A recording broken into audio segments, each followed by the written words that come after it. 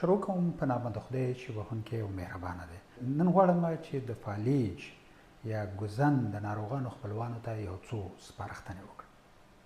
د ګوزن ناروغان چې دی دا یعنی یو طرفه فلج شوي وي، یعنی یو طرف یې حرکت نه کوي، لاس او پښه، او همدارنګه دا ناروغان چې وي د یو خبرې سمې نشي کولی او یا د دوی په خبرو باندې څوک نه پوهېږي، او همدارنګه دا ناروغان چې دي یعنی قپ یې نښلي، ډوډۍ صحیح نشي خوړلی او ډیری چې دی د دوی سږو ته تیریږي او بالاخر په تکراري شکل باندې سینه بغل کېږي.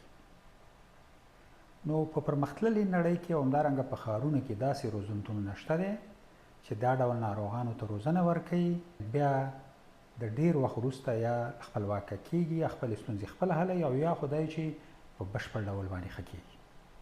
خو د بده مرغه چې زموږ او ستاسې په کلو بانډو کې یعنې داسې روزنتونونه شتون نه لري، نو د کور غړي مکلف دي چې د دا ډول ناروغانو سره په کور کې خپله مرسته وکړي، او دا ډیر اسان دی.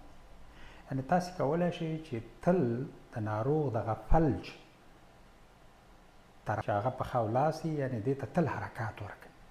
دوم دې ناروغانو ته د خبرو کول روزنه ورکړئ، ځکه چې د دې په خبره باندې څوک نه پوهېږي او یا ژبه بنده کېږي.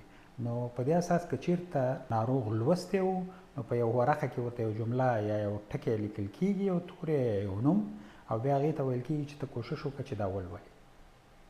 او که چېرته نالوستی وي نو یو نوم ورته یادېږي او بیا هغې ته وایي چې ته دا تکرار کوه. په دې شکل باندې د خبرو کولو روزنه ورکولی کېږي. همدارنګه دې ناروغانو ته باید د ډوډۍ د خوړلو چل ور وښودل شي.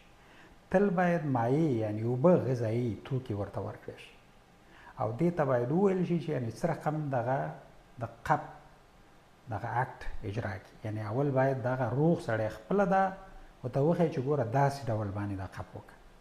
یعنې د دغې روزنه باید ورته هره ورځ ورکړی شي. نو که چېرته یعنې په دې درې واړو برخو کې د اوږد وخت لپاره دا ډول روزنه ورکړی شي، نو د دې سبب کېدی شي چې ناروغ خپلواک شي او خپلې ستونزې خپله حل کړي او یا په بشپړ ډول باندې ښه شي. نو تل د خپلو ناروغانو سره په کور کې په دغه دریو سپارښتنو باندې عمل وکړي او د خپل ناروغ سره مرسته وکړي. د یوې بلې روغتیایي خپرونې پورې له تاسې اجازت اخلم. ستاسې د بشپړې روغتیا پای.